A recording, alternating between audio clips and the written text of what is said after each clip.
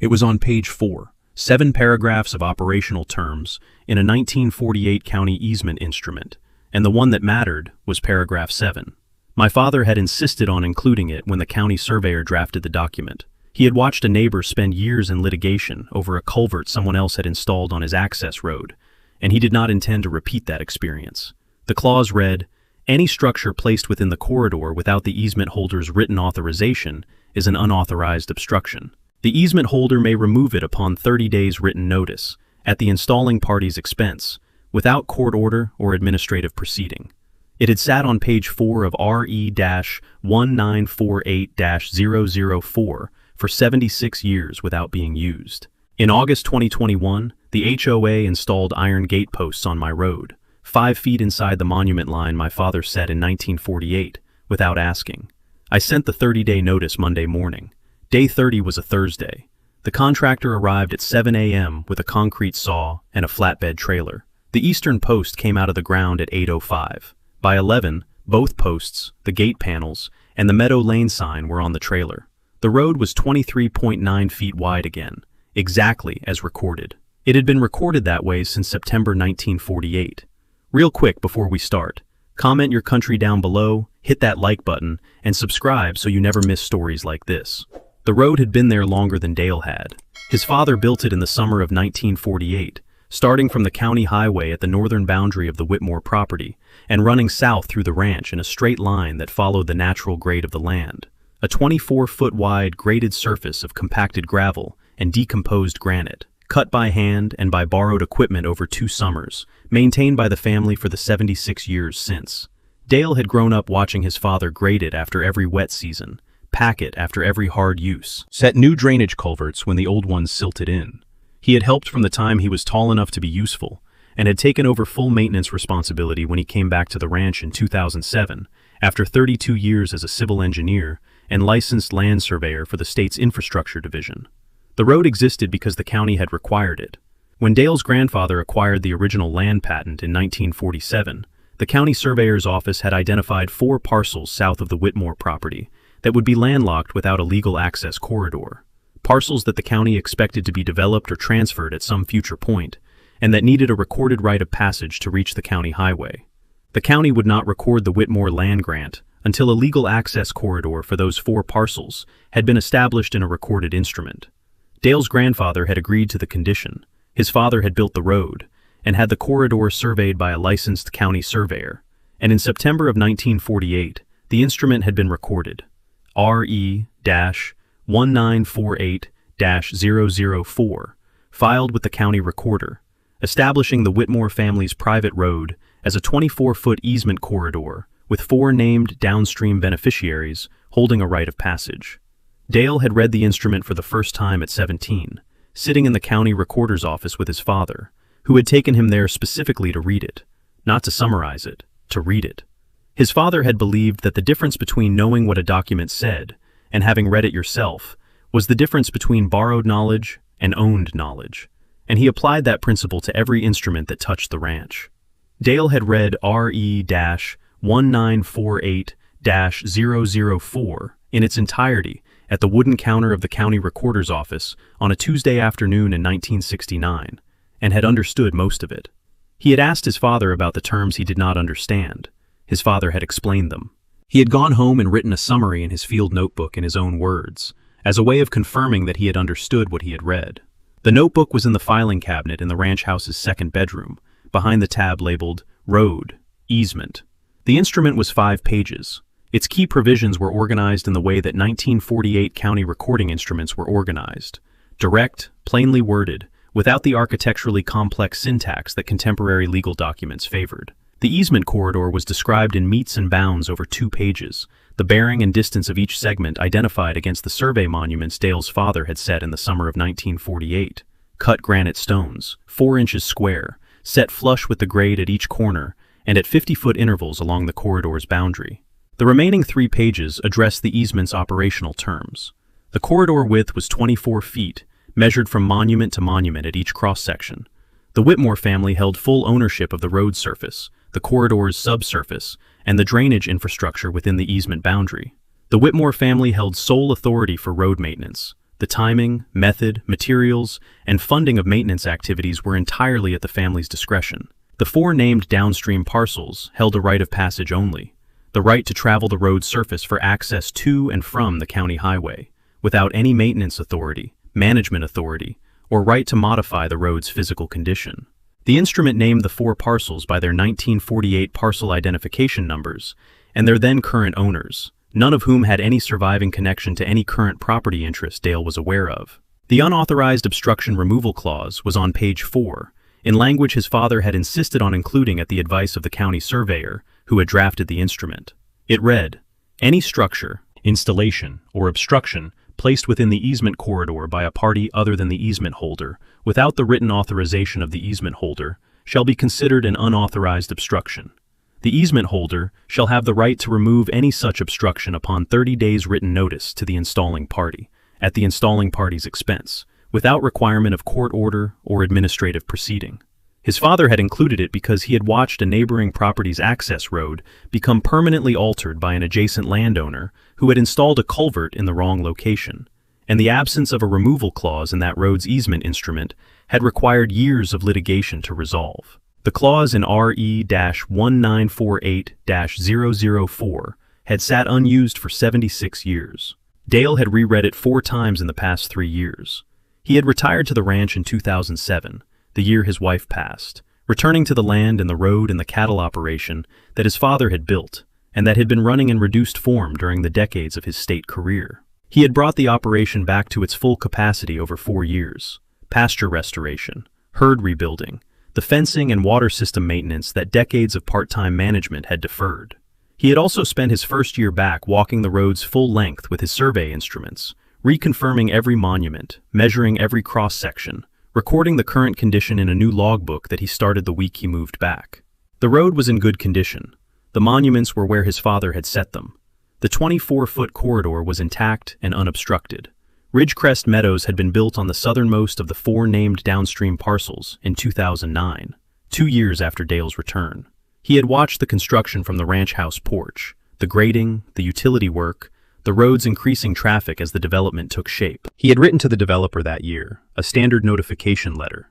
The road was private property under RE-1948-004. The development's residents would hold a right of passage only. Any construction or modification within the easement corridor required his written authorization in advance. The developer had responded with a letter describing the road as a community access thoroughfare and citing the development's marketing materials, which called it Meadow Lane. Dale had checked the county recorder's index for any new easement instrument. None.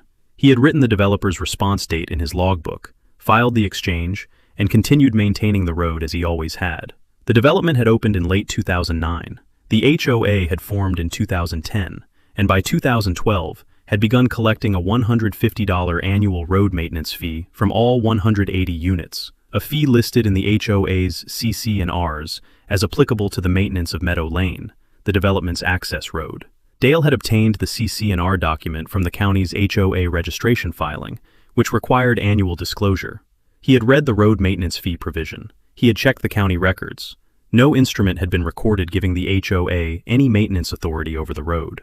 He wrote the fee structure in his logbook. HOA collecting $150 per unit per year, 180 units, $27,000 per year. No recorded authority. Total to date, accumulating.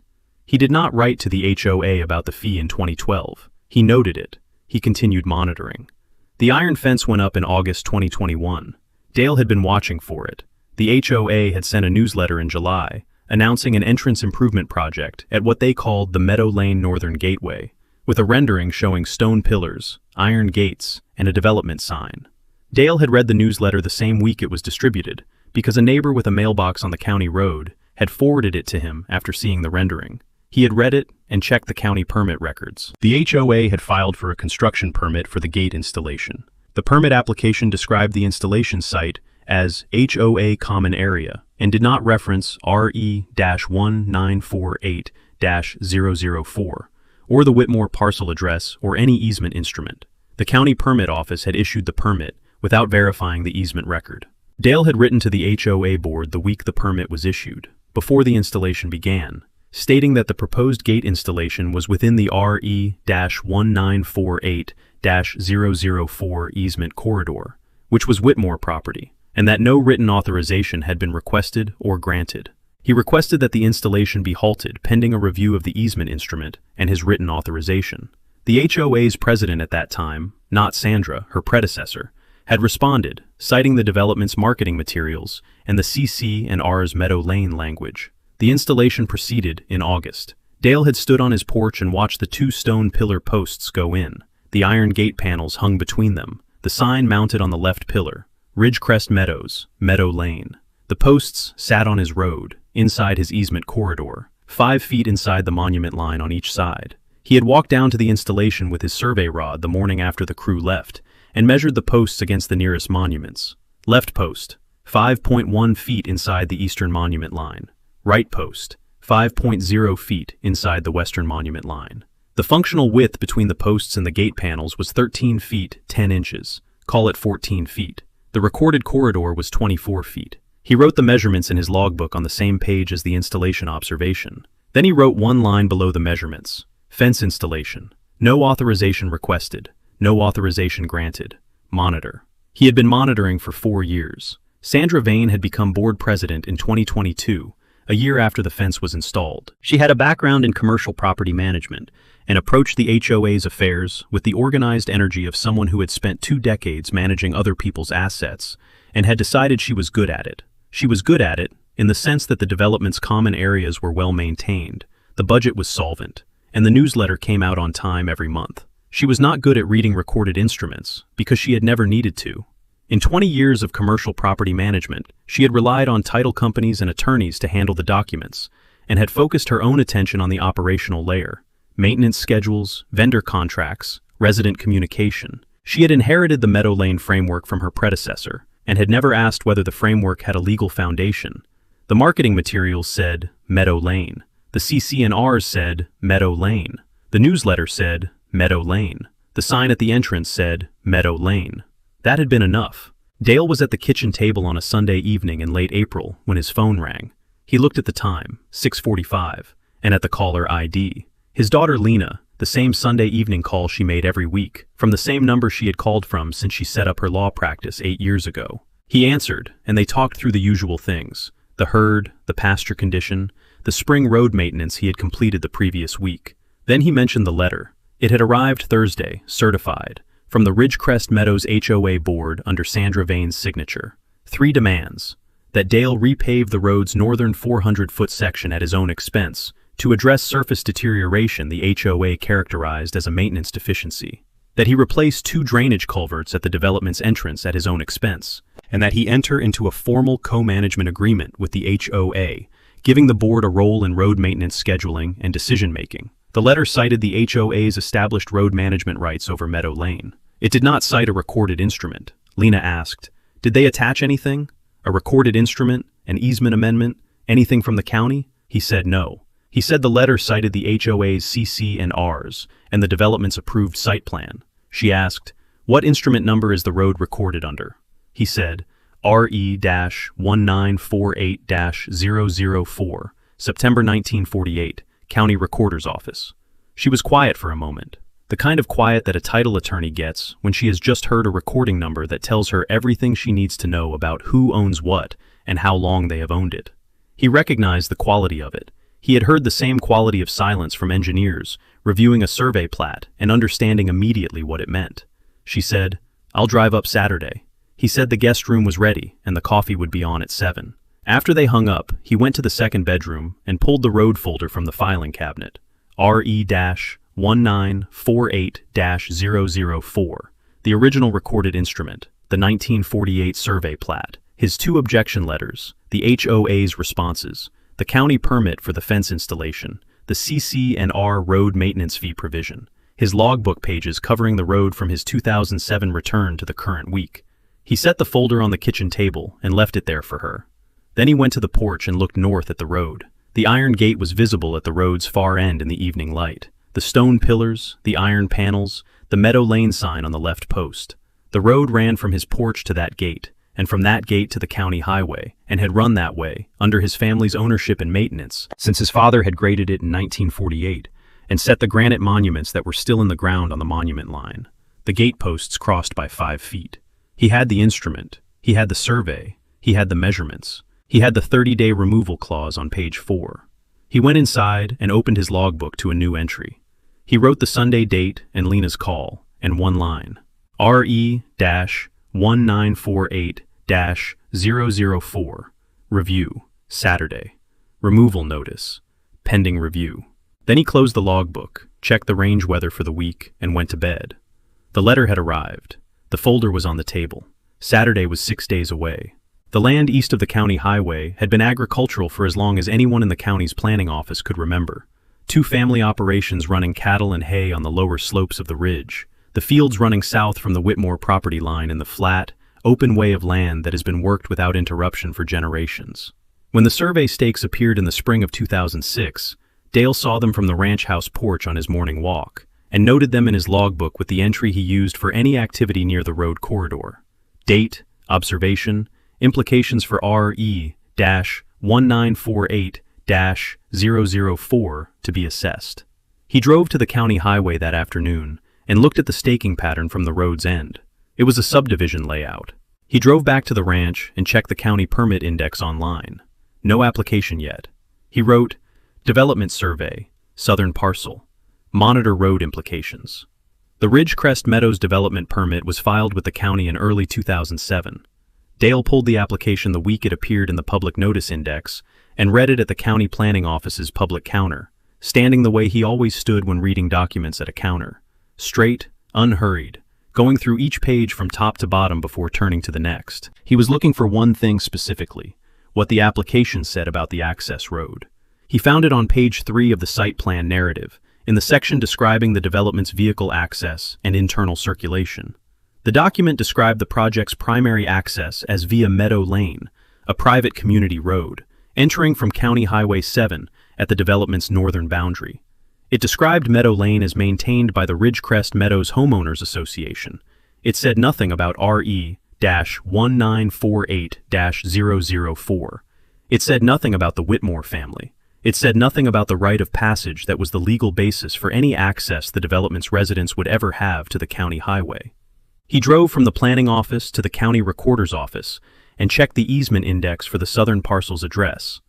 RE-1948-004 was there, his family's instrument, recorded September 1948, exactly where it had always been. No new easement had been recorded, no amendment to RE-1948-004 had been filed. The developer's site plan described the road as a community road, maintained by an HOA that did not yet exist, on the basis of an access right that was a right of passage only, without acknowledging the recorded instrument that defined what that right was and what it was not. He wrote to the developer the following week. The letter was 3 paragraphs, certified mail, the same structure he would use for every objection letter that followed. The road was private property under RE-1948-004, recorded with the county since 1948. The development's residents would hold a right of passage under the instrument's downstream parcel provisions, the right to travel the road's surface for access to the county highway, nothing more. No maintenance authority, no management authority, no right to modify the road's physical condition, or install any structure within the easement corridor without his written authorization. He requested that the site plan's road description be corrected before the county issued a building permit. The developer's response came 2 weeks later on company letterhead, signed by a project manager named Hartfield. It said the road access was consistent with the development's approved access plan, and that Meadow Lane would be maintained by the HOA as a community amenity consistent with the project's design intent. It cited the county permit number. It did not address RE-1948-004. It did not address the right of passage distinction. It treated the objection as a misunderstanding about terminology, rather than a statement about recorded property rights. Dale checked the county records the week the response arrived. No new instrument. He filed the response behind his letter and wrote in his logbook, Developer response, marketing language used, RE-1948-004, not addressed. County record unchanged. Continue monitoring. The county issued the building permit in April 2007. Dale had submitted a written objection to the permit office, citing the site plan's failure to reference the easement instrument and the description of the road as HOA maintained, when the instrument gave the HOA no maintenance authority. The permit office had acknowledged the objection and noted it in the file and issued the permit on the basis that the access arrangement was a civil matter between private parties. Dale noted this in his logbook, added the permit office response, and watched the construction proceed through 2008 and into 2009. The development opened in late 2009. The 180 units had sold steadily through the construction period. The marketing materials were polished and consistent. The road featured in every rendering as Meadow Lane, described as a private community lane providing a quiet, exclusive approach to Ridgecrest Meadows. The brochure's language was the language of resort marketing, unhurried, scenic, a road that felt like an arrival rather than a commute. What the brochure did not say was that the road belonged to a 71-year-old rancher whose family had been maintaining it since 1948, and whose recorded instrument gave him the right to gate it, restrict access on it, and remove any unauthorized structure from it upon 30 days' notice. The HOA formed in 2010 and had its CC&Rs approved by the county the same year. Dale had obtained the CC&R document from the county's HOA registration filing and read the road maintenance provision on a Tuesday evening at the kitchen table. Section 7, Paragraph 3. The association shall maintain Meadow Lane, the development's primary access road, in a condition suitable for safe residential use, and shall assess each unit an annual road maintenance fee to fund this obligation. The annual fee was set at $150 per unit, 180 units, $27,000 per year, to be collected for the maintenance of a road the HOA did not own, and had no recorded authority to maintain or assess fees on.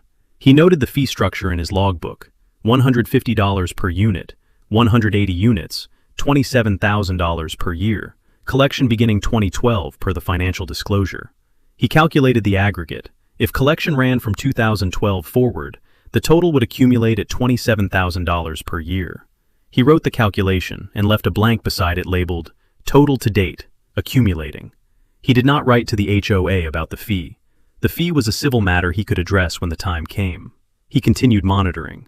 Sandra Vane became board president in 2022. She was the third president since the HOA's formation. Her two predecessors had each served 2-year terms and had each received the same letter from Dale in 2009 and 2021 respectively, and each had responded with the same marketing plan citation, and each had passed the situation to their successor without resolving it or documenting it as unresolved. Sandra had inherited the Meadow Lane operational framework, the fee structure, the maintenance schedule, the branding, and had never been told that a property owner on the road had objected in writing twice to the HOA's claimed authority. She had not asked whether he had, because the question had not occurred to her. The fence installation had happened under her predecessor's presidency in 2021, but Sandra had been on the board as a general member at the time and had voted in favor of the entrance improvement project. She remembered the vote as a routine aesthetic decision. The entrance looked dated. The stone pillars and iron gates would give the development a more polished appearance. The contractor's quote was within budget. She did not remember anyone at the meeting raising the question of whether the installation site was within the HOA's property boundary. She did not remember anyone pulling RE-1948-004 from the county recorder's office before the vote. She did not remember the letter the board had received from Dale the week before the installation began, because it had been read aloud at a board meeting she had missed and had been filed in the board correspondence folder without follow-up. The fence went in August 2021. 2 stone pillar posts, each set in a concrete footing poured within the road corridor, each positioned 5 feet inside the easement monument line. The iron gate panels hung between them at a combined span of 13 feet 10 inches, leaving the road's effective width at 14 feet between the gate panels and 18.8 feet between the outer faces of the pillar posts, both figures representing a significant reduction from the 24-foot recorded corridor.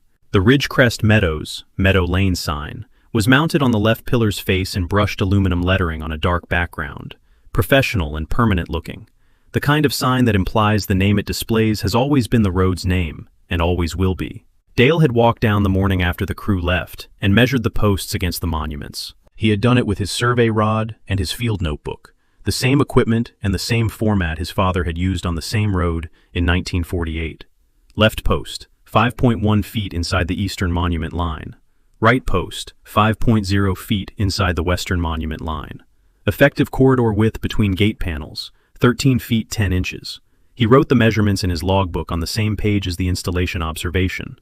He wrote the date and the contractor's name from the truck he had seen during installation. Then he wrote, fence installation. No authorization requested. No authorization granted. Monitor. He had sent his second objection letter to the HOA board the week the installation was complete. Certified mail, the same structure as his 2009 letter. The easement corridor was his property, under RE-1948-004. The fence installation was within the corridor. No written authorization had been requested or granted. The installation violated the easement instrument's terms.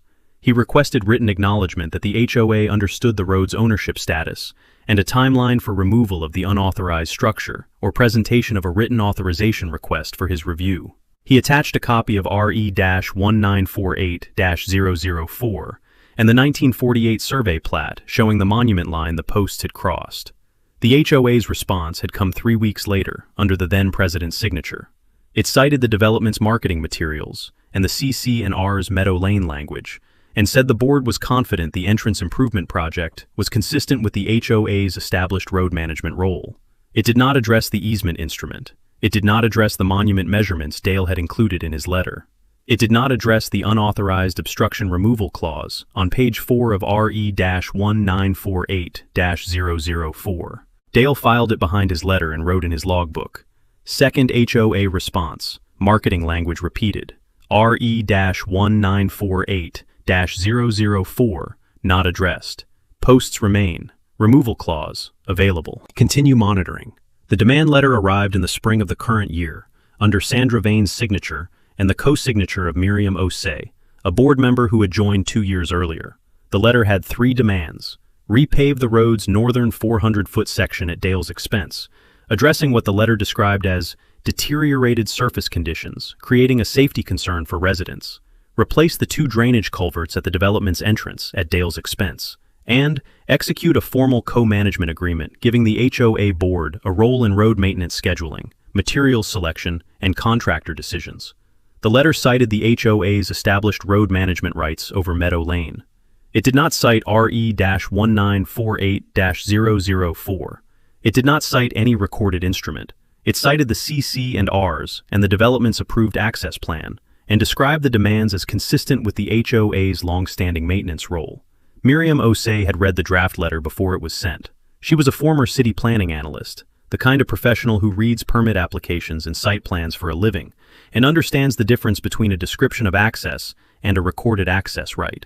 She had been on the board for 2 years and had spent her first year reviewing the HOA's financial records and operational documentation. When the draft letter was circulated for board signatures, she had read it the evening she received it and written Sandra an email before she went to bed. She said she had a question before signing. Could Sandra send her the recorded easement instrument establishing the HOA's road management authority? She said she had checked the county recorder's index under the development's address and had found RE-1948-004 recorded under the Whitmore parcel name, which appeared to be the adjacent ranch. She said she wanted to confirm the HOA's authority was documented in a recorded instrument before signing a letter asserting it. Sandra called her the next morning and said the authority was documented in the CC and RS and the development's approved access plan, both of which were consistent with the marketing materials that had accompanied each unit's sale. She said the county had approved the development's site plan with the Meadow Lane access designation, and that this constituted sufficient documentation of the access arrangement. She said the letter needed to go out by end of the week. Miriam asked one more question. Had anyone verified that the Whitmore family had agreed to the HOA's management role in a recorded instrument? Sandra said the marketing materials covered the access arrangement. Miriam signed the letter. She signed it because she was 2 years into a board role on a development where the access framework had been in place for 15 years, and she did not yet have enough confidence in her own reading of the situation to withhold her signature on the basis of a concern that Sandra had dismissed. But she kept a copy of her email. She kept a copy of Sandra's response, and she wrote a note to herself in the margin of her printed copy of the letter. No recorded instrument confirmed. Verify. The letter arrived at Dale's ranch house on a Thursday, delivered certified. He signed the receipt at the door, carried it to the kitchen table, and read it standing. Repave the northern section. Replace the culverts. Co-management agreement. He read the phrase, established road management rights over Meadow Lane, and set the letter flat on the table. He looked at it for a moment. 14 years since the HOA had started collecting fees on a road they did not own. 4 years since they had installed a fence across a corridor his father had built in 1948. And now, a formal demand letter asserting management rights that existed nowhere in the county's records. He called Lena that Sunday evening. He told her about the letter. She asked who they thought owned the road. He read her the easement instrument number, RE-1948-004, September 1948.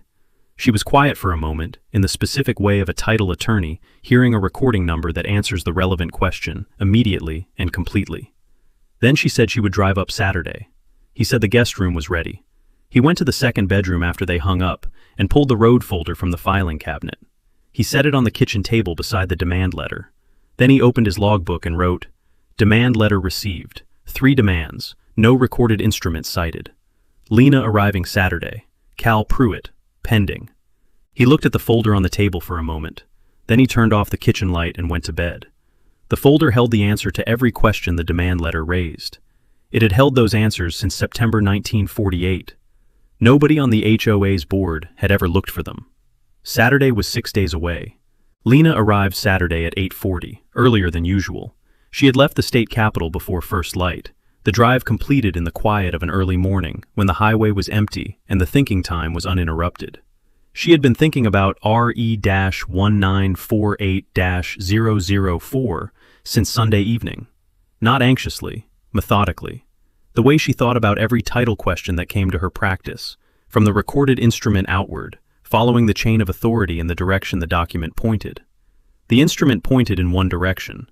It had always pointed in one direction. She wanted to sit with the full file and confirm that everything she expected to find was there and in the correct order. Dale met her at the door with coffee already poured. They sat at the kitchen table for 15 minutes. The herd, the spring pasture, the road maintenance he had completed 2 weeks earlier, grading the northern section after the wet season runoff. He mentioned the surface condition of the northern 400 feet was fine. He had graded it himself with the tractor blade, same as every spring, same as his father had done before him. The HOA's letter described it as deteriorated.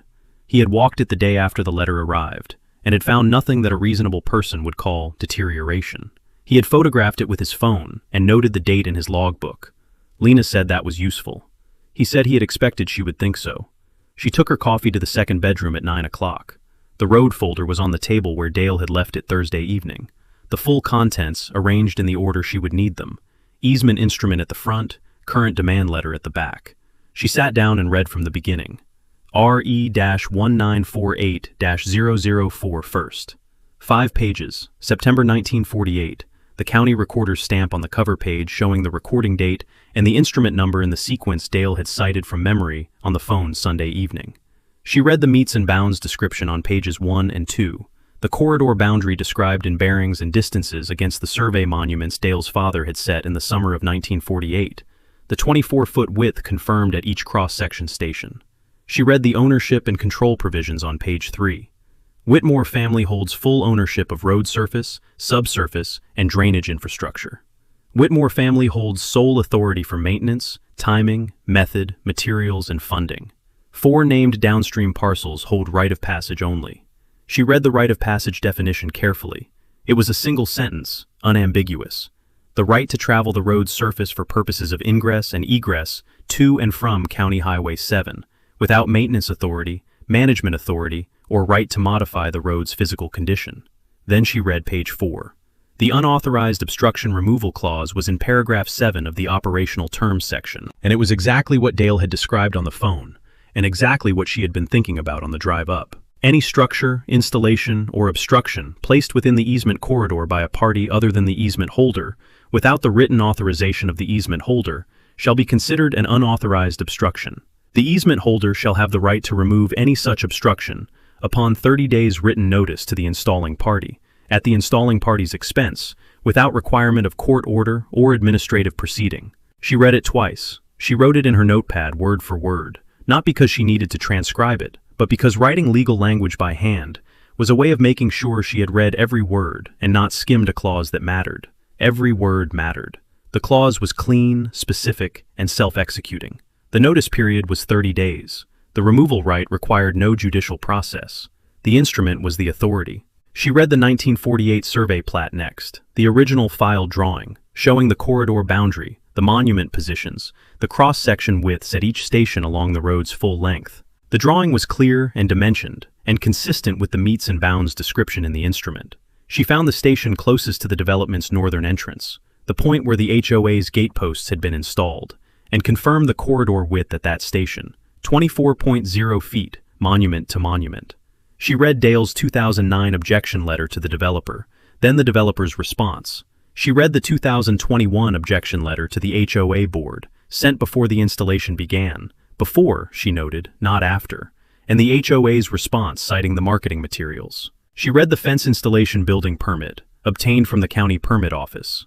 The permit described the installation site as HOA common area. It did not reference RE-1948-004. It did not reference the Whitmore parcel. It had been issued on the basis of the HOA's self-description of the installation site's ownership. She read the HOA's CC and R road maintenance fee provision. Section 7, paragraph 3. $150 per unit, 180 units. Collection beginning 2012, per the annual financial disclosure Dale had obtained. She calculated the aggregate at the kitchen table on her notepad. $27,000 per year times 14 years of collection through the current year. $378,000. Assessed on a road the HOA had no authority to charge for, under an instrument that gave them no maintenance authority and no management rights. Collected from 180 units, whose purchase included a rite of passage and nothing more. She read Sandra's current demand letter last. The three demands, the established road management rights language, the absence of any recorded instrument citation. She set it down and looked at her notes.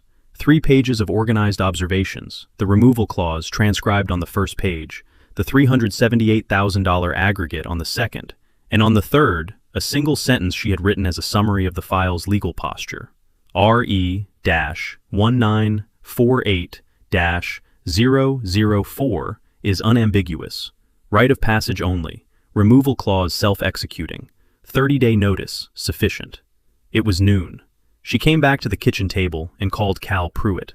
Cal had been in agricultural land and access rights law for 28 years, the first 8 as counsel for the county surveyor's office. A background that meant he read recorded easement instruments with the same fluency that title examiners read chains of title, understanding not just what the document said, but how it fit into the county's recording system, and what its relationship was to every other instrument in the relevant parcel's file. Lena had worked alongside him in 2 access rights matters, and had sent 4 clients to him in the years since. She trusted his reading of easement instruments, specifically because he had spent 8 years at the county surveyor's office, watching what happened when those instruments were misread or ignored. She gave him the summary in 9 minutes. He asked 5 questions. The instrument's recording date, the downstream parcel identification method in the instrument, whether any amendment to RE-1948-004 had been recorded since 1948, the HOA's annual fee amount and collection start date, and whether the gateposts were inside or outside the monument line. The answers were September 1948, parcel identification numbers with then current owner names, no amendment in the county's index as of Dale's most recent check, $150 per unit from 2012, and 5.1 feet inside on the east, and 5.0 feet inside on the west. Cal said he would pull the full development record from the county files and call back by the following Thursday. He asked Lena to scan and send the folder contents that afternoon. She said she would. He asked one additional question. Had Dale's logbook entries from 2021 noted the fence posts' positions against the monuments before and after installation? Lena looked at Dale across the table. Dale said yes. He had measured the posts the morning after the crew left and recorded the distances in the logbook. Cal said to include the relevant logbook pages in the scan. Lena said she would.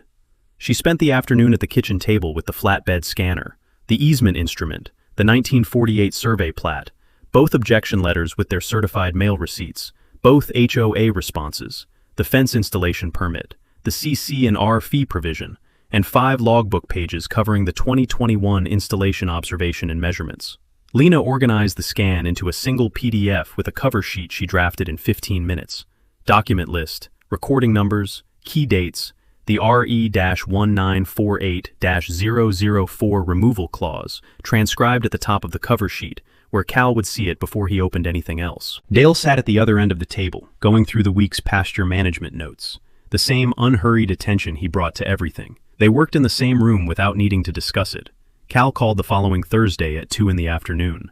Dale and Lena were on speaker at the kitchen table.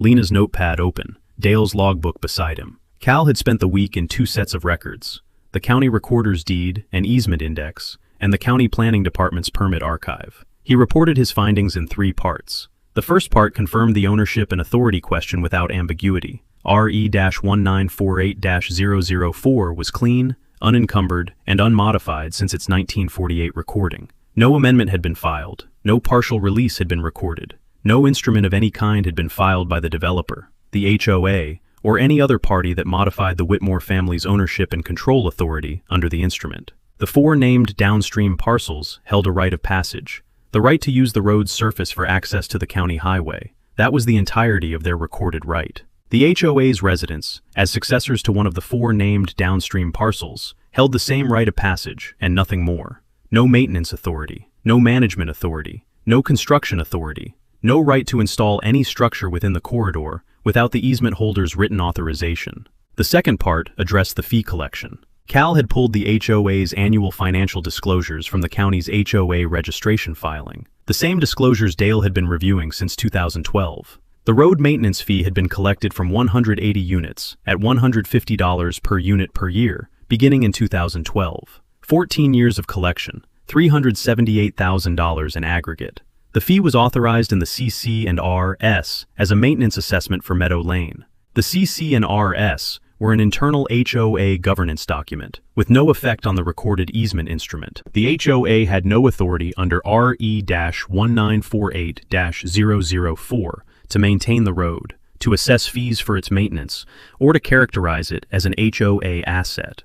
The $378,000 had been collected on a road the HOA did not own, for a maintenance obligation that was the Whitmore family's sole responsibility under the recorded instrument, from residents whose purchase had included a right of passage, and no representation from the recorded instrument that maintenance would be provided by anyone other than the easement holder. The third part was the removal clause, and Cal described it the way he described any provision that was both legally significant and operationally straightforward, precisely and without elaboration. The clause on page 4 of RE-1948-004 gave Dale the explicit recorded right to remove any unauthorized obstruction from the corridor upon 30 days written notice to the installing party, at the installing party's expense, without court order, without administrative filing, without any process beyond the notice itself. The fence installation was an unauthorized obstruction under the clause's definition, a structure placed within the corridor by a party other than the easement holder without written authorization. Dale had written to the HOA in 2021 before the installation and had received a response that did not request authorization. No written authorization had been granted. The obstruction was unauthorized. The removal right was available. Cal said he had called Lena separately earlier that week to discuss this provision before the group call, because he wanted to be certain they were reading the clause the same way. Lena said they were. Cal said his recommendation was to engage Ellis Roark for a current survey before the removal notice was sent, to have the encroachment documented by a licensed professional with a sealed report before any physical action was taken. Dale asked why the survey was necessary if the monument measurements he had taken in 2021 were already in the logbook. Cal said the logbook measurements were valuable as owner-recorded baseline data and would be included in any proceeding, but that a licensed surveyor's sealed report established the encroachment in a form that was uncontestable in any forum, county, state, or court. He said Ellis Roark was the most thorough field surveyor he had worked with in 20 years, and that his reports had been accepted in every relevant proceeding without challenge. Dale said to engage him. Cal said he would call Ellis Monday. Miriam Osei had pulled the county easement index herself the same week Lena arrived, the Tuesday after she had signed the letter, when her own note to verify had been sitting on her desk for 4 days, and she had decided to check rather than continue sitting with the uncertainty. She had gone to the county recorder's public database from her home office computer, typed the Whitmore parcel address into the search field, and found RE-1948-004 in the easement index with its September 1948 recording date and the Whitmore name as the instrument holder. She had clicked through to the instrument summary, the public-facing record showing the instrument number, recording date, parties, and brief description. The description read, private road easement, 24-foot corridor, 4 named downstream beneficiaries, right of passage only. Right of passage only. She had looked at those 3 words for a long time. Then she had written Sandra an email. She said she had checked the county easement index and found RE-1948-004 recorded under the Whitmore parcel name, and that the instrument's description indicated the downstream parcels, which would include the Ridgecrest Meadows parcel, held a right of passage only. She asked Sandra to confirm that the HOA had a recorded instrument establishing its maintenance and management authority beyond the right of passage, and to send her the instrument number if one existed. She sent the email at 11 p.m. on a Tuesday and saved a copy to her personal drive. Sandra did not reply. Miriam waited 4 days. No response. She wrote a follow-up, a single sentence. Can you confirm whether a recorded management authority instrument exists?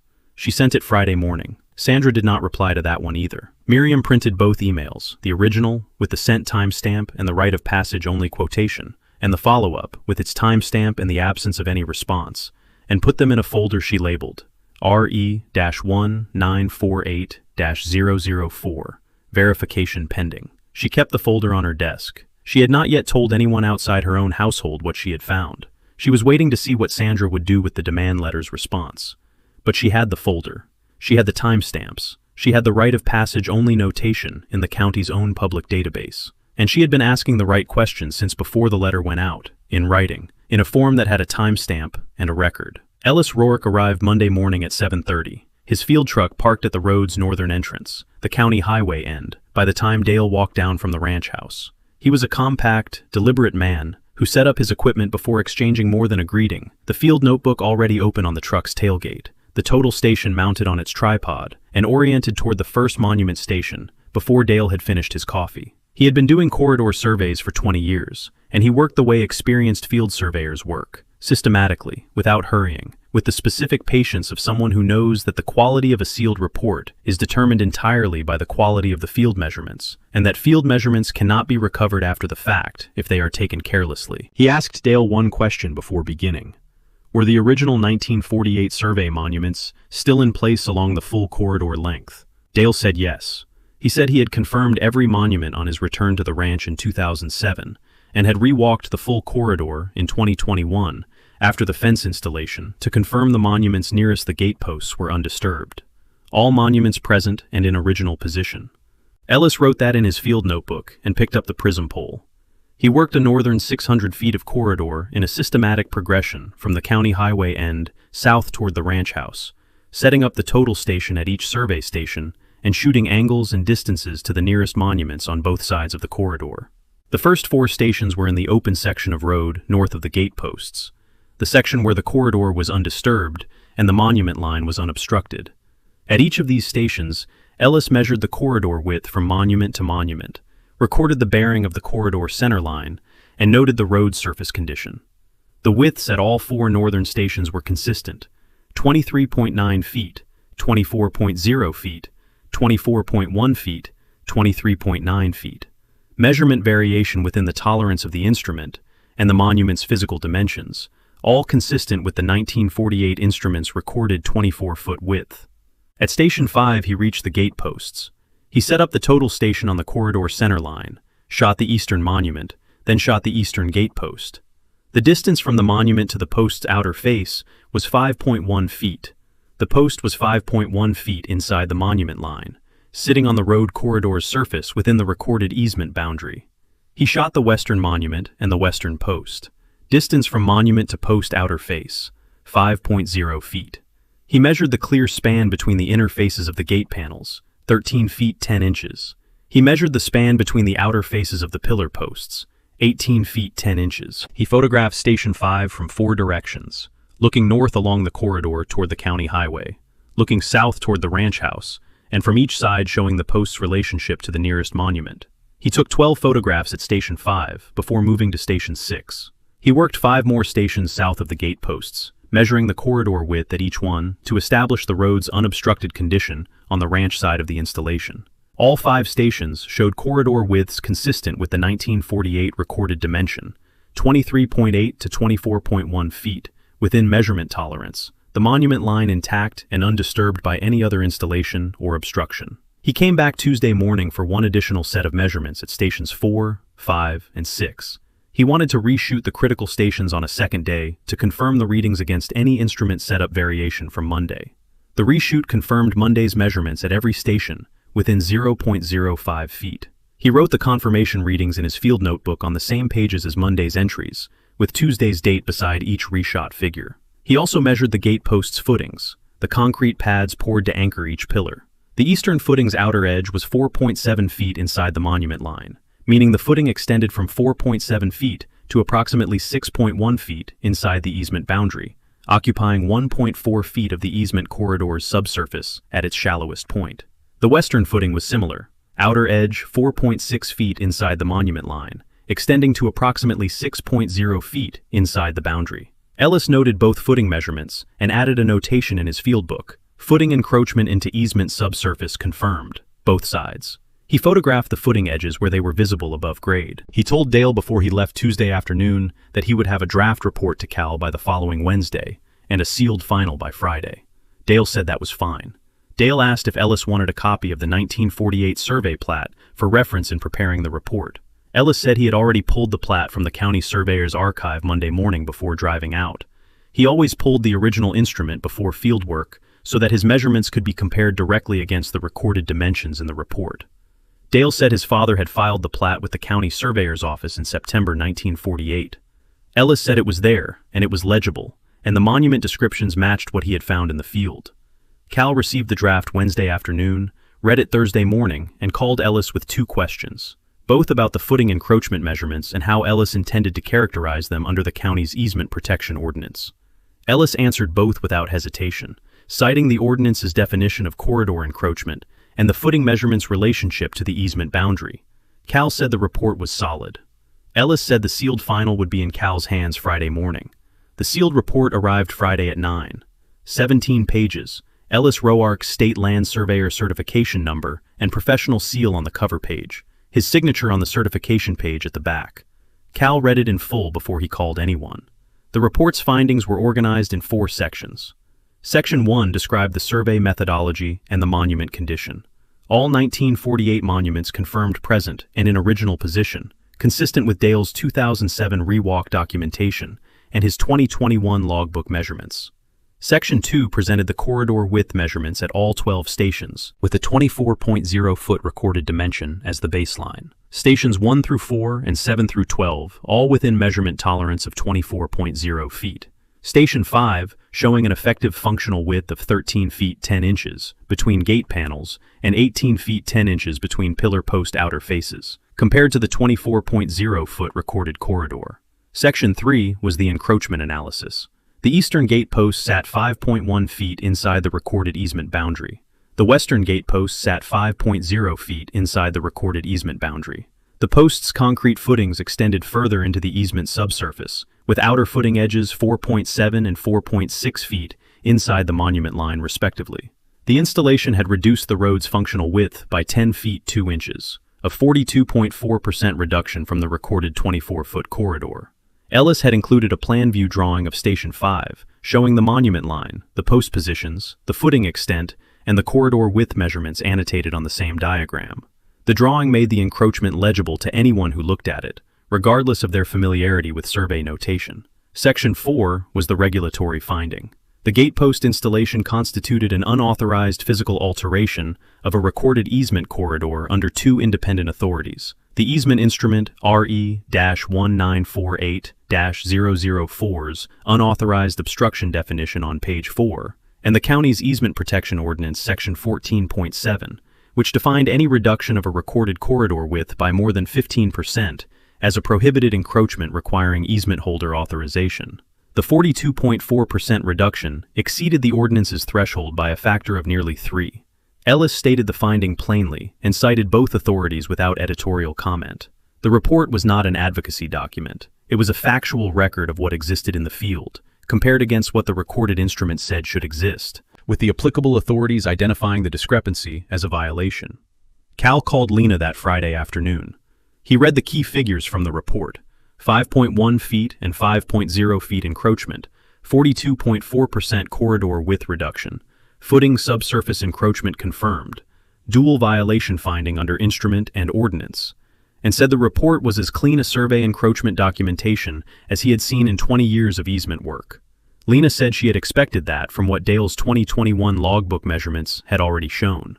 Cal said the logbook measurements were accurate and would be cited in the complaint as owner-recorded baseline data predating the professional survey.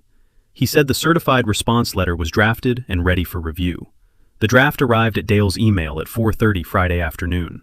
He printed it and read it at the kitchen table, the same deliberate reading he gave every document, beginning to end, once for comprehension, once for accuracy. 4 paragraphs, plain language. The first paragraph stated the ownership position.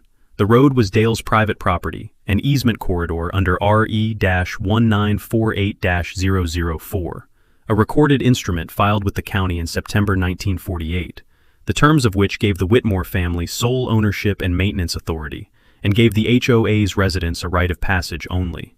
3 recorded authorities were named: the deed, the easement instrument, and the 1948 survey plat filed with the county surveyor's office.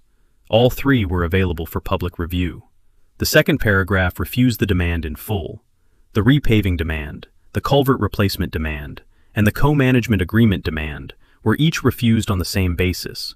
The demands required Dale to alter the management of his private easement corridor for the HOA's benefit, or to share control of that corridor with a party that held no management authority under the recorded instrument. The refusal was stated in 2 sentences. The paragraph said no, and it said why. The third paragraph addressed the fence installation directly. The gate posts, gate panels, and pillar-mounted sign installed by the HOA in August 2021 were unauthorized obstructions within the RE-1948-004 easement corridor under the instrument's page 4 removal clause. The posts sat 5.1 feet and 5.0 feet inside the recorded monument line on the east and west sides respectively, as confirmed by a licensed land surveyor's sealed report. The installation had reduced the corridor's functional width by 42.4% from the recorded 24-foot dimension. Dale reserved all rights under the instrument's removal clause regarding the continued presence of the unauthorized obstructions. The fourth paragraph was a single sentence. No further demands would be considered without presentation of a recorded instrument establishing the HOA's claimed management authority over RE-1948-004. 4 attachments. The easement instrument RE-1948-004, the 1948 survey plat, Dale's 2009 and 2021 objection letters with their certified mail receipts, and Cal's 2-page county records summary.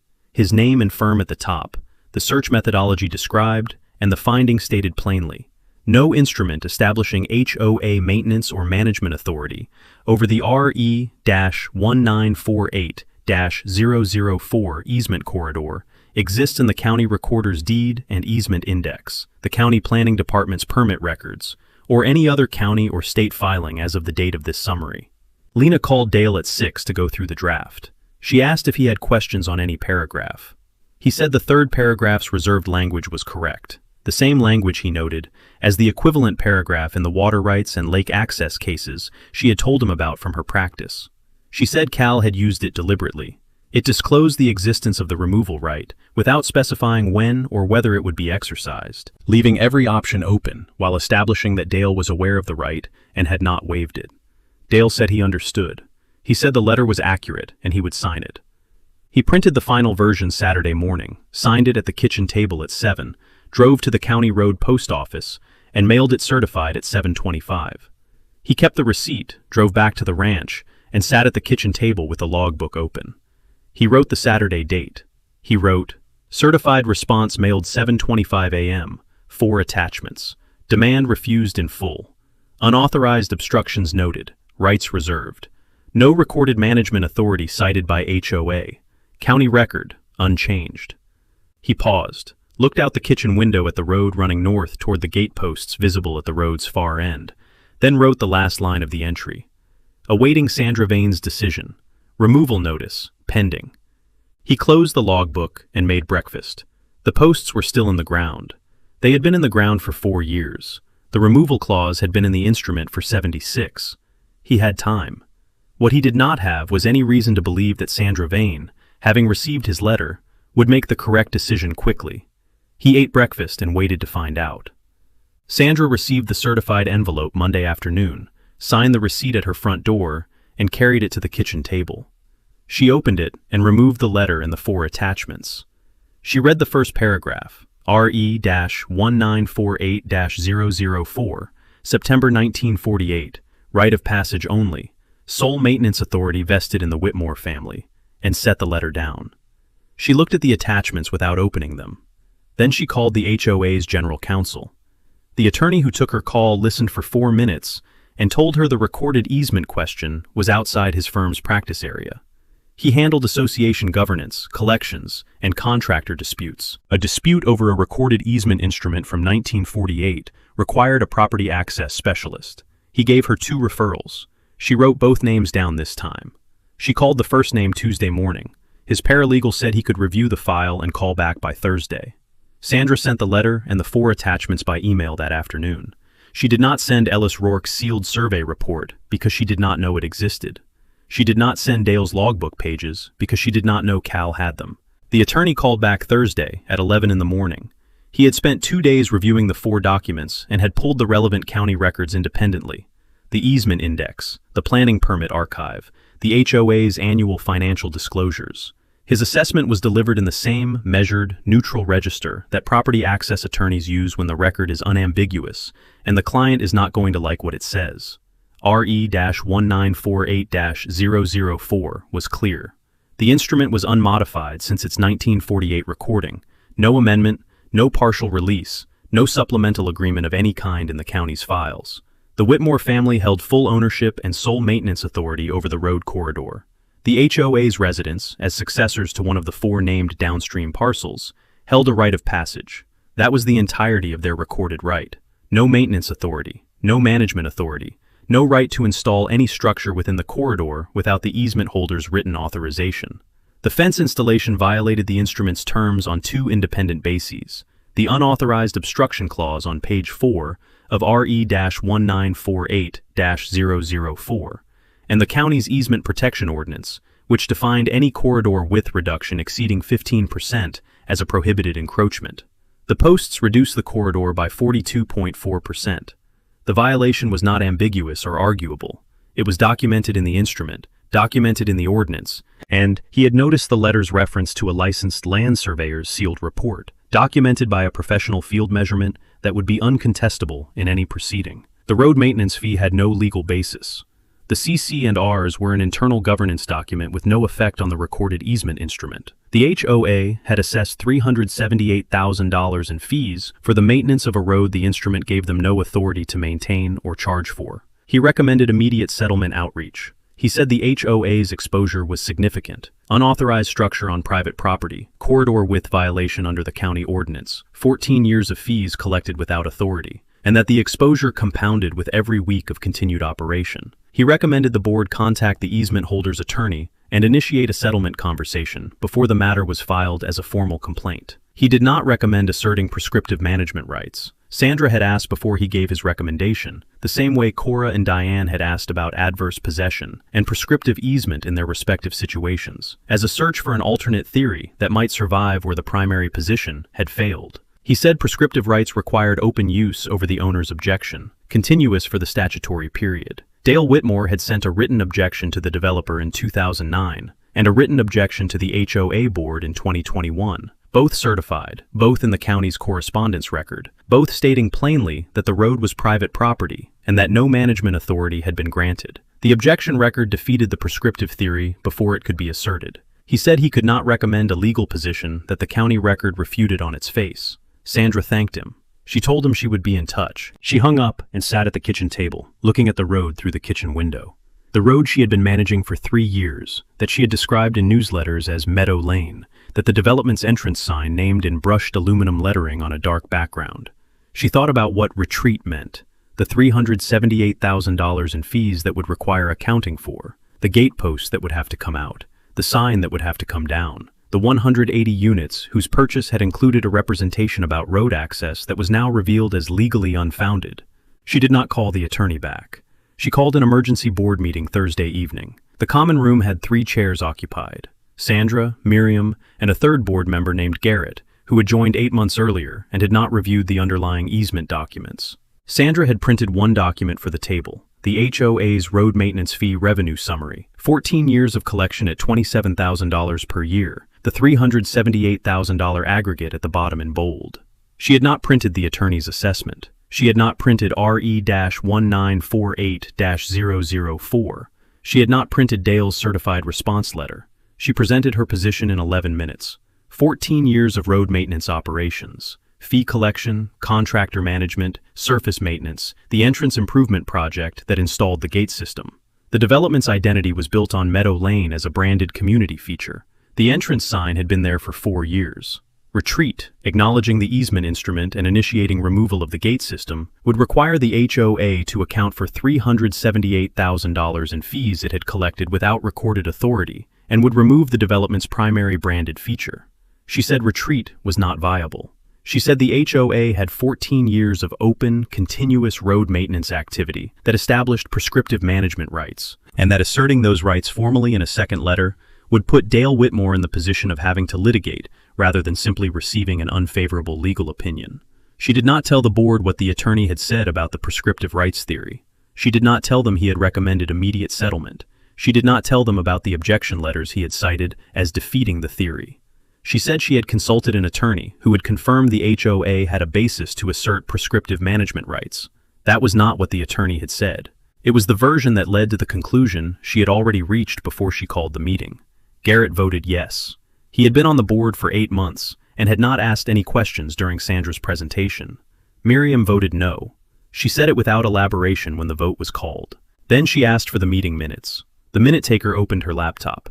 Miriam asked to review the draft before the meeting closed. She read the vote record, confirmed her no vote was recorded, and dictated her dissent. She said she had voted no because before signing the first demand letter, she had emailed Sandra asking for a recorded instrument establishing the HOA's management authority over the RE-1948-004 easement corridor, and had received a response citing the marketing materials rather than a recorded instrument, and had sent a follow-up email asking specifically whether a recorded management authority instrument existed, and that email had received no reply. She said she was recording her dissent because the board was now voting to assert prescriptive management rights, a theory that required open use over the owner's objection, without the board having reviewed whether the easement holder had objected in writing at any point during the claimed period. She said she had found RE-1948-004 in the county easement index under the Whitmore parcel name, and that the instrument's description stated right of passage only, and that the board should have read that instrument before sending any letter asserting rights that the instrument did not grant. She asked the minute taker to read it back. The minute taker read it back. Miriam confirmed it was accurate and asked for a timestamp. The minute taker added it. Miriam photographed the screen. Then she looked at Sandra directly and asked, "Did you receive my 2 emails asking for the recorded easement instrument?" Sandra said she had responded to the first one. Miriam asked about the follow-up. Sandra said the follow-up had not required a response, because the first response had addressed the question. Miriam wrote the exchange in the margin of her meeting agenda copy, dated it, and put it in her bag beside the folder she had been keeping since the Tuesday she had found RE-1948-004 in the county's public database. The second letter went out Friday on HOA letterhead, the property access attorney's firm name in the footer, though he had not drafted it and had not been informed it was being sent. Sandra had drafted it herself. 2 pages. The first asserted 14 years of open, continuous road maintenance activity as the basis for prescriptive management rights equivalent to a recorded easement.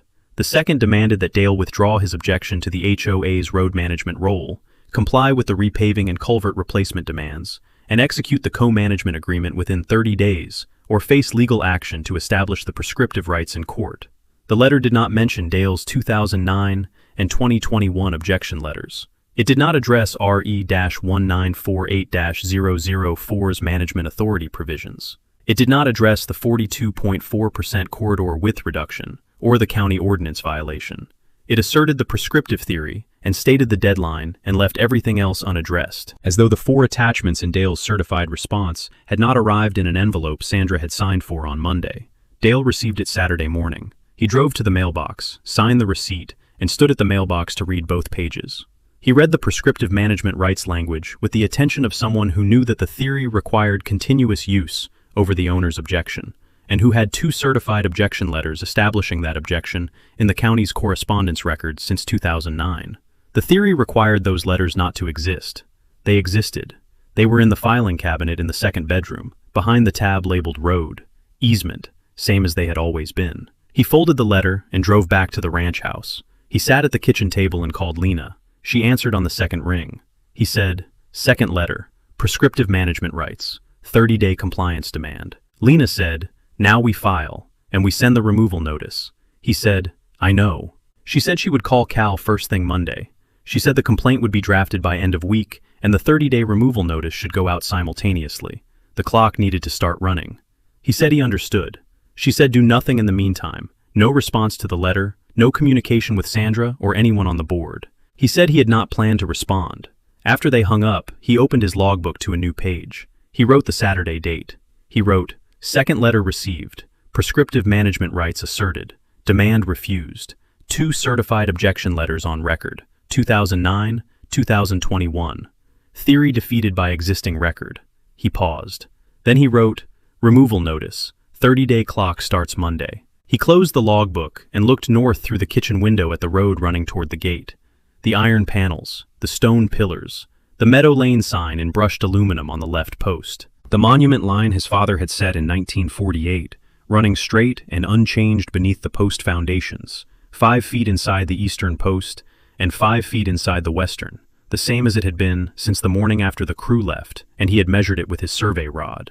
The removal clause had been sitting on page 4 of RE-1948-004 for 76 years. Monday was 2 days away. Cal filed at 9:05 Monday morning. 39 pages, 3 tracks, 8 exhibits, organized with the structural precision of someone who had spent 28 years building property rights cases, from the recorded instrument outward, and who understood that the strength of a complaint was not in its length, but in the completeness of its documentary foundation. Every assertion traced to an exhibit. Every exhibit was a document that had been sitting in a county file since 1948, or a professional report sealed the previous week. The complaint was the record made legible. Track 1 occupied the first 14 pages. Unauthorized fence installation on Dale's easement corridor. 2 gate posts set in concrete footings within the RE-1948-004 corridor boundary. Gate panels reducing the road's functional width by 42.4%, and a development sign mounted on the left pillar, all installed in August 2021 without written authorization, without a permit referencing the easement instrument, and in direct violation of the unauthorized obstruction clause on page 4 of RE-1948-004 and the county's easement protection ordinance, section 14.7. Cal constructed the track in 2 layers. The ownership layer, establishing through the deed, the instrument, and the 1948 survey plat that the corridor was Whitmore property, subject solely to the downstream parcel's right of passage, and the violation layer, establishing through Ellis Roark's sealed report and Dale's 2021 logbook measurements that the installation was physically inside the monument line and legally outside any authorization the HOA possessed. The road maintenance fee ran alongside the fence installation as a parallel unauthorized act. $150 per unit per year from 180 units beginning 2012. 14 years of collection, $378,000 in aggregate. Assessed for the maintenance of an easement corridor, the HOA's CC&Rs had no power to convert into an HOA asset. No recorded instrument gave the HOA maintenance authority. No instrument gave it management authority. No instrument gave it fee assessment authority over a road owned by the Whitmore family since 1948. Track 2 ran from page 15 to page 26. The 2 demand letters, the spring demand and the second letter sent the previous week, constituted unlawful interference with a recorded private easement and the easement holder's property rights. Cal was precise about the interference dimension. The demands did not merely ask Dale to do things on his road.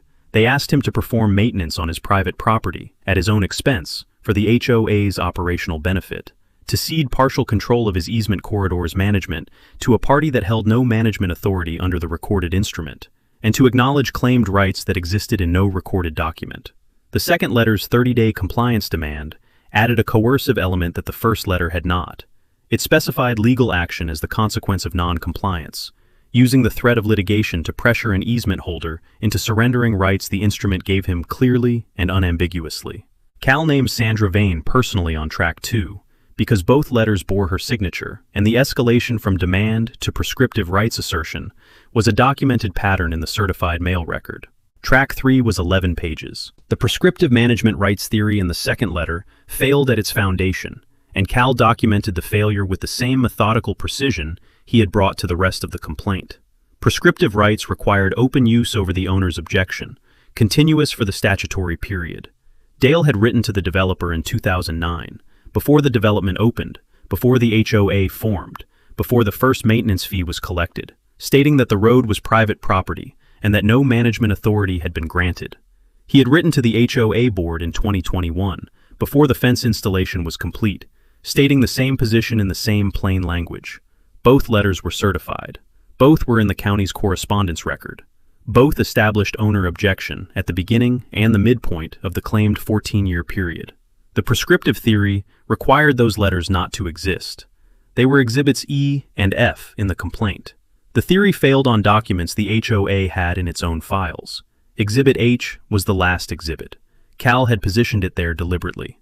RE-1948-004, page 4, the unauthorized obstruction removal clause, reproduced at full size.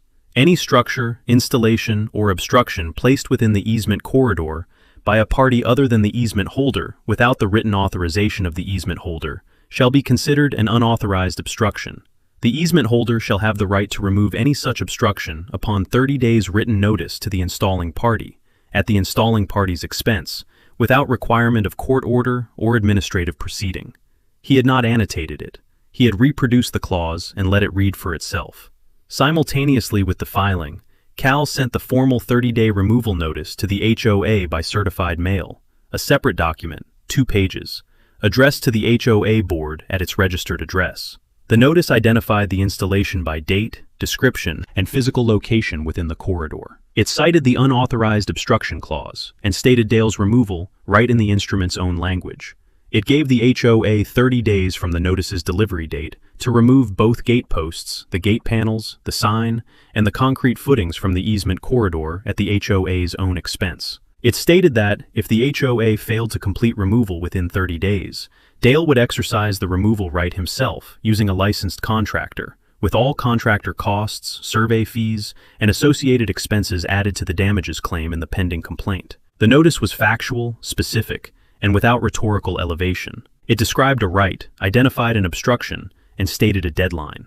Lena drove up Tuesday. She arrived at 9:15, and they walked the road's northern section together before the morning was fully warm, Dale leading from the ranch house end, moving at the unhurried pace of a man who had walked this road for 60 years and had no reason to rush any part of it. He carried his survey rod out of habit rather than necessity. The measurements were already in the logbook and in Ellis's sealed report.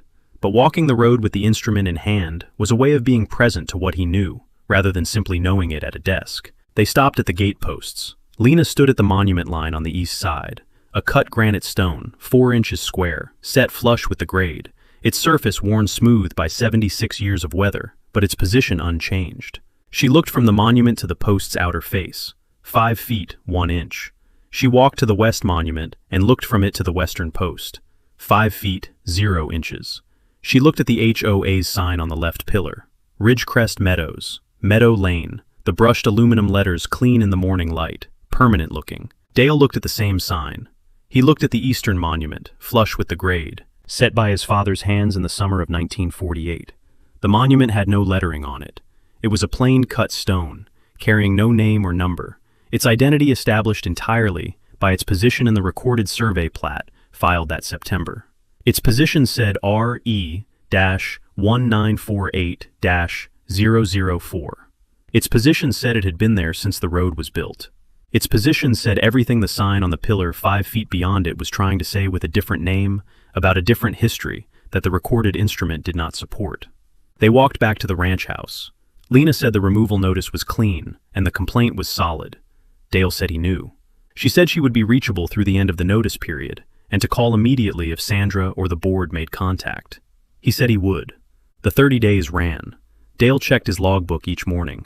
Date, road condition observation, removal notice day count in the right margin. Day 5, Day 10, Day 15. The gate posts were in the ground. The road was 14 feet wide at the gate. The monument was still 5 feet east of the eastern post, unchanged. Day 22. The HOA's outside property access attorney, the one Sandra had not told about the second letter, called Cal's office after finally receiving a copy of the complaint from the HOA's registered agent. He said he had not drafted the second letter and had not been consulted before it was sent. Cal said he understood. The attorney said he would be recommending immediate settlement to his client. Cal said the removal notice's 30-day period was running and that the settlement conversation needed to happen before day 30 if the HOA wanted to retain any control over the removal process. Day 28. Sandra called Cal's office at 2 in the afternoon and asked for a 2-week extension on the removal notice. Cal said he would consult his client and call back within the hour. He called Dale. He said Sandra was asking for 14 additional days. Dale said no. Cal said, "That's what I expected." He called Sandra back within 30 minutes, no extension. Day 30 stood. Day 30 was a Thursday. Dale arrived at the gate at 7 a.m. Ellis Roark was already there, his field truck parked on the county highway shoulder, with the total station set up on its tripod.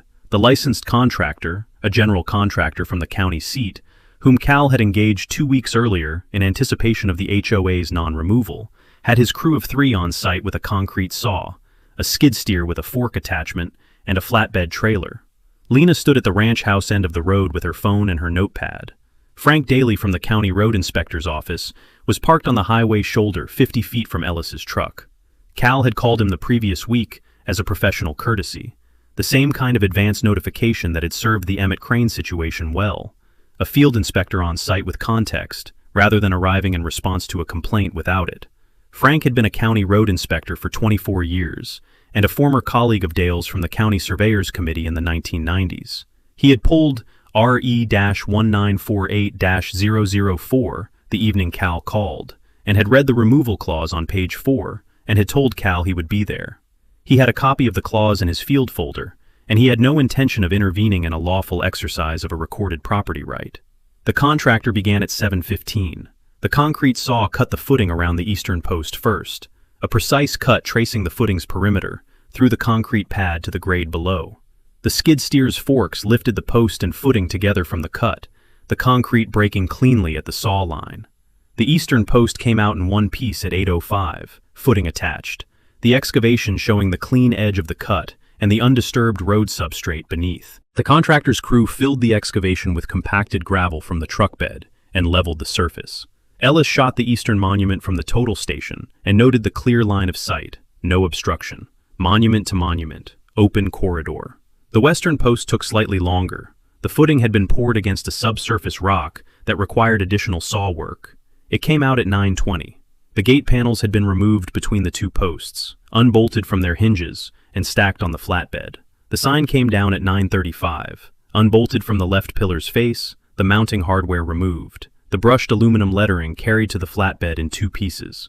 By 11:05 the flatbed was loaded, both posts with footings, both gate panels, the sign in 2 pieces, the hardware in a contractor's bucket. The road surface at the removal site had been filled, compacted, and graded level. Ellis surveyed the corridor at Station 5, the same station he had measured in his sealed report, the same position where the posts had stood for 4 years. He shot both monuments, measured the clear span between them, and read the distance from his instrument display, 23.9 feet.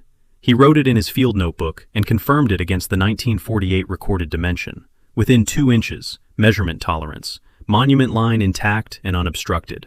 Dale stood at the corridor's center line and looked north. Open road, county highway visible at the end, the same view that had existed from this position from 1948 until August 2021. He took one photograph with his phone, looking north along the restored corridor, both monument lines visible as slight grade changes on each side, the county highway at the frame's top edge. Then he walked back to the ranch house and opened his logbook at the kitchen table. He wrote, "Obstruction removed, 11:14 a.m.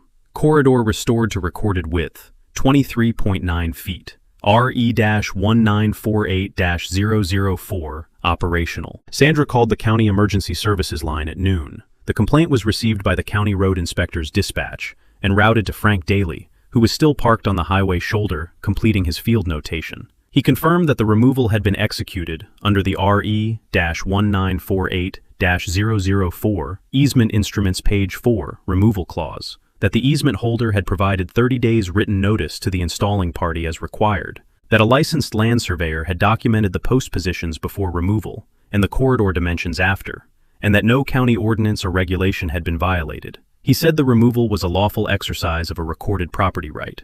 He closed the complaint in 14 minutes and filed his field notation at 12:22. Authorized removal confirmed. RE-1948-004 Removal Clause exercised. Corridor restored to recorded dimension per surveyor field measurement. No regulatory action applicable. The emergency board session convened at 5 p.m. in the common room. Sandra arrived first, her phone in both hands. Garrett arrived second. Miriam arrived at 4:58, carrying a manila folder. She sat down, opened the folder, and placed 2 documents on the table. The first was Dale's 2021 objection letter, the one Sandra's predecessor had filed in the board correspondence folder without follow-up, the one Sandra had read during the week of the second letter and had not sent to the attorney and had not brought to the board meeting. The certified mail receipt was still attached to the upper corner. 3 paragraphs. Private property. No authorization granted. Unauthorized obstruction clause cited on page 4 of RE-1948-004. The second document was Miriam's email to Sandra, printed on a single page. The Tuesday evening message asking for the recorded management authority instrument, the sent timestamp visible. The quotation of right of passage only from the county's public database in the body of the email. Below it, her follow-up, timestamped 4 days later. Below that, blank space where a reply would have appeared. No reply existed. She set both documents side by side in the center of the table and folded her hands. She did not say anything. The gate posts were on a flatbed in a county contractor's yard. The Meadow Lane sign was in 2 pieces on the same flatbed. The road was 23.9 feet wide for the first time in 4 years, and the monument line his father had set in 1948 ran unobstructed from one side to the other, the same as it had run from September of that year until August 2021. The 2 documents on the table said everything that needed to be said about how the road between those monuments had been blocked, and for how long, and why, and who had asked the right question before it happened, and received no answer. Sandra opened her folder and began to speak. Sandra resigned Saturday morning by email. 2 sentences. Stepping down effective immediately. No explanation. She sent it at 9:01 and did not follow up. Miriam read it at 9:40, forwarded it to Cal's office with 1 line. Assuming interim presidency this afternoon. Available by phone at 2 p.m. Cal replied within 10 minutes. Confirmed. She called at 2 exactly. Cal let her speak first. She said no contest on all 3 tracks, and she wanted a full settlement. She asked, "What does Dale need?" Cal presented 5 terms. 1. Full reimbursement of the contractor invoice, Ellis Rourke's survey fees, and all costs associated with the Day 30 removal. Itemized. Paid within 30 days of settlement execution. 2. A recorded acknowledgement, permanent, in the county deed records, that the road was Dale's private easement corridor under RE-1948-004, that the HOA's residents held a right of passage only, and that no management authority, maintenance authority, or construction authority of any kind had ever vested in the HOA under the recorded instrument. 3. The developer's successor entity to reimburse 14 years of road maintenance fees collected without recorded authority, negotiated from the $378,000 aggregate, adjusted for successor liability exposure. Or Dale would maintain the developer claim in the complaint and ask the court for a formal finding on the marketing materials access representations. 4. A permanent recorded instrument confirming Dale's sole maintenance and obstruction removal authority under RE-1948-004, with the HOA's express acknowledgement that any future construction, installation, or surface alteration within the easement corridor required Dale's prior written authorization. 5. Formal recorded withdrawal of the prescriptive management rights claim, with a finding that Dale's 2009 and 2021 certified objection letters establish continuous owner objections sufficient to defeat the theory for the full claimed period. The assertion had been made in writing on HOA letterhead. Its defeat would be in writing in the permanent record. Ellis Rourke, copied on the settlement draft, called Cal the same afternoon with 1 recommendation before he would sign off on the corridor language. A 6th term. A road corridor preservation clause, requiring the HOA to obtain Dale's written authorization before any future construction, signage, or surface alteration within the easement boundary, formalized as a recorded covenant running with the downstream parcel. Cal added it. He called Dale. Dale said yes, without discussion. Frank Daly filed a note with Cal the following Monday. The county permit office had issued the 2021 fence installation permit without verifying the easement instrument. The HOA's permit application had described the site as HOA Common Area, and the permit office had accepted that description without pulling RE-1948-004. The permit file should carry a notation referencing the recorded instrument and the settlement's findings. Miriam filed the administrative correction herself before the end of the week, in her own name, citing the instrument number and the settlement date. She knew the form. She had been asking the right question before the fence went in. Dale signed Thursday afternoon. 6 instruments, each read completely before the pen touched the signature line. Friday morning he was in the truck at first light, the county highway end of the road at 6:40. He drove the full length slowly, county highway to ranch house, the 24-foot corridor open in the early light, the stone monuments his father had set in 1948, visible at the easement line on each side, flush with the grade, unchanged. No sign on the left side. No posts, no narrowing. Just the road his father had built, and the corridor his father had recorded, and the monument line that had been exactly where it was supposed to be for 76 years, including the 4 years a gate had crossed it. He parked at the ranch house and opened his logbook. Road clear, 6:48 a.m., RE-1948-004, operational. Matter closed. Lena called that evening. She asked if he was all right. He said he was fine. She asked if the road looked right. He said it looked exactly like it looked when his father built it. She said she would drive up in 2 weeks. He said the guest room was ready. He booked Frank Daly's office for the annual easement inspection before he went to bed. First week of October, same as every year. He set the logbook on the kitchen table, opened to the current page, and turned off the light.